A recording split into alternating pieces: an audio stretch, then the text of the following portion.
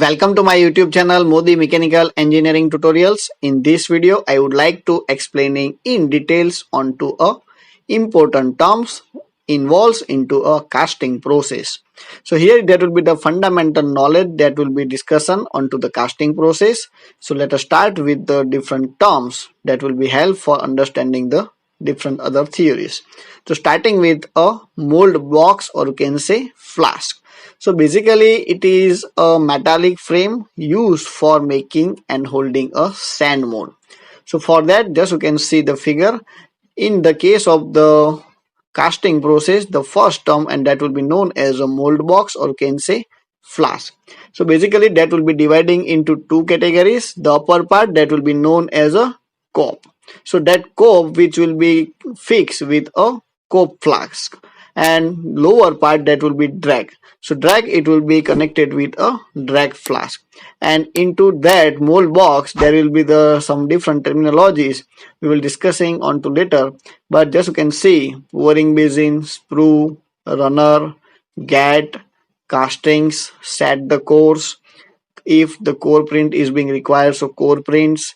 So that all category, or you can say cope flask and drag flask, which will be connected with a flask pin and bushing.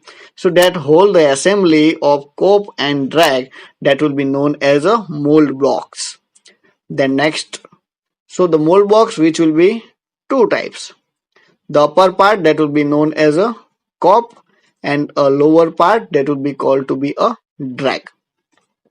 So second one, parting line, or you can say parting surface. So just you can see this dotted line which will be separating both the upper part and lower part.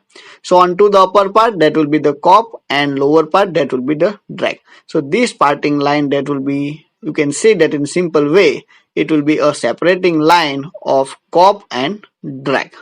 So it is the zone of separation between cope and drag portion of a mold into a sand casting process.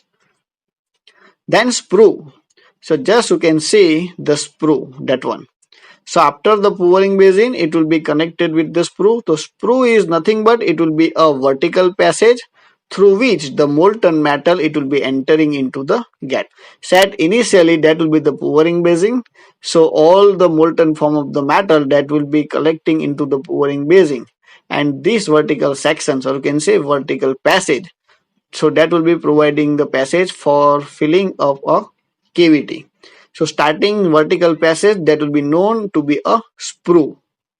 The next, pouring basin. So that upper part it will be known as a pouring basin. So the enlarged portion of the sprue at the top. So which molten metal is to be poured. So you can easily controlling the flow of the molten metal with the help of pouring basin.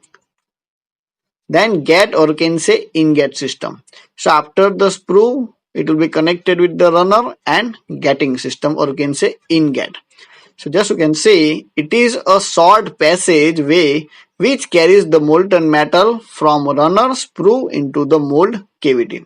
So startingly the molten form of the metal which will be into the pouring basin. So that molten form of the metal that will be traveling through a sprue, then it will be into the runner and ingot, or you can say getting towards a cavity is to be filled with the help of molten metal. The next, riser. So basically a riser that will be, or you can say feed head, it is a vertical passage that stores the molten metal and supply the same to be casting as it solidified. Or you can say riser that will be help during the solidification process. So that will be the requirement of the some another molten form of the materials. So by this riser it will be collecting of the molten form of the metals. So according to that requirements of the solidifications, so by these solidifications of the castings, that additional materials it will be providing by the riser. And riser it will be also give the 100% ensurement regarding to the filling of the cavity, and that will be also help for escaping the airs which will be present, or you can say air bubbles which will be present into a cavity. So that will be the basic requirements of the riser. Mold cavity. So basically the space in a mold that is filled with a molten metal to form the casting upon the solidification process, or you can say that will be the requirement of the shape of the product. So that product, it will be similar, quite similar to that mold cavity. Then core. So just you can see that will be the set core, or you can say core. So basically core that will be only used to make a hollow cast product. So if there will be the requirement as per the shape and size, so you should use it. So the core is a preformed, or you can say shaped mass of sand placed into the mold cavity to form a hollow cavity into the castings. Then one more important part, if core is being used, so for that supporting as a core print. So just you can see.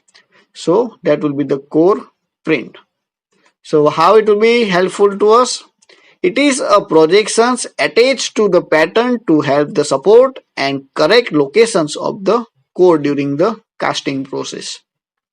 So basically that will be used into the mold cavity for providing the support to the core. But core that will be used as per my requirements if it will be the productions of a hollow casting. So I hope you understand this. So if you like this, then subscribe and share Modi Mechanical Engineering tutorials. Thank you so much and keep watching.